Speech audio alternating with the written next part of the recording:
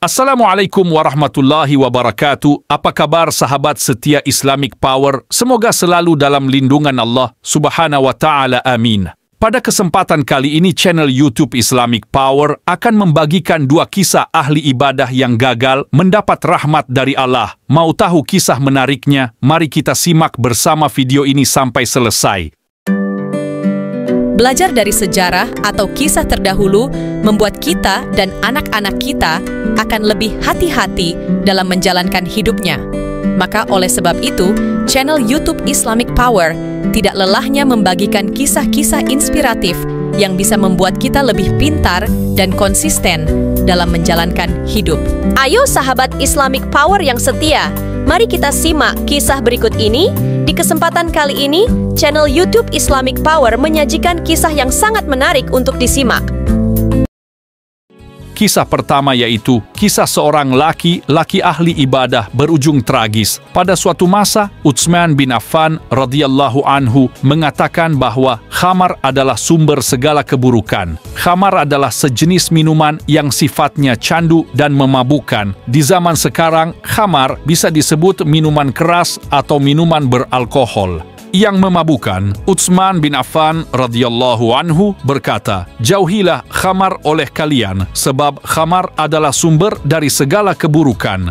Utsman bin Affan kemudian bercerita, "Pernah ada seorang lelaki ahli ibadah yang hidup sebelum kalian. Lalu seorang wanita jahat tertarik kepadanya. Wanita tersebut mengirim budak perempuannya kepada lelaki itu. Budak perempuan itu berkata bahwa sesungguhnya tuanku memanggil kamu untuk melakukan kesaksian." Lelaki ahli ibadah itu pun pergi bersama budak perempuan tersebut. Setiap kali mereka memasuki pintu, budak perempuan tersebut mengunci pintu itu. Hingga akhirnya dia bertemu dengan seorang wanita cantik. Di sampingnya ada seorang anak dan satu wadah besar berisi khamar. Wanita itu mengatakan, "Demi Allah, aku meminta kamu ke sini bukan untuk melakukan kesaksian, tetapi agar kamu menyetubuhiku, meminum segelas khamar atau membunuh anak ini."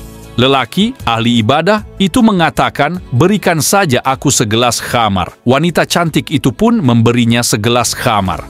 Lalu lelaki ahli ibadah itu kembali mengatakan, "Tambahkan lagi kamarnya." Tidak lama kemudian, lelaki itu mabuk, kemudian menyetubuhi wanita itu dan membunuh anak tersebut. Karena itu, jauhilah kamar oleh kalian. Demi Allah, sungguh keimanan dan kecanduan kamar tidak akan bersatu sampai salah satunya saling menghilangkan yang lain. Berdasarkan kisah ahli ibadah yang berbuat zina dan membunuh karena mabuk oleh kamar, dapat diambil pelajaran bahwa sesuatu yang memabukkan itu bisa jadi sumber segala keburukan. Sebab saat seseorang mabuk, kesadarannya akan hilang dan tidak bisa membuat pertimbangan, bahkan tidak bisa membedakan mana yang baik dan buruk. Semoga saja kita tidak terpeleset dalam perbuatan murka seperti dalam kisah di atas tadi. Amin. Kisah selanjutnya adalah seorang perempuan ahli ibadah yang juga gagal masuk surga. Kisahnya sangat menarik juga untuk disimak. Pada suatu masa hiduplah seorang wanita soleha yang sangat rajin beribadah. Dia juga sangat gemar mendermakan hartanya, bersedekah, infak, dan menyantuni anak yatim serta fakir miskin. Tapi sayang ia belum bersedia berhijab untuk menutup auratnya. Setiap ditanya, ia tersenyum dan menjawab, "Insya Allah, yang penting hati dulu yang berhijab." Sudah banyak yang mengingatkan dan menasehati, namun jawabannya tetap sama. Hingga suatu malam ia bermimpi dalam tidurnya, ia berada di sebuah taman yang sangat indah, udaranya segar. Berbagai macam bunga yang bermekaran dan beraroma semerbak menebar wangi. Selain dirinya terdapat beberapa wanita lain yang sedang menikmati keindahan taman itu. Wajahnya memancarkan cahaya yang sangat lembut. Ia menghampiri salah satu wanita itu. "Assalamualaikum saudariku." "Waalaikumsalam, selamat datang saudariku." "Terima kasih, apakah ini surga?"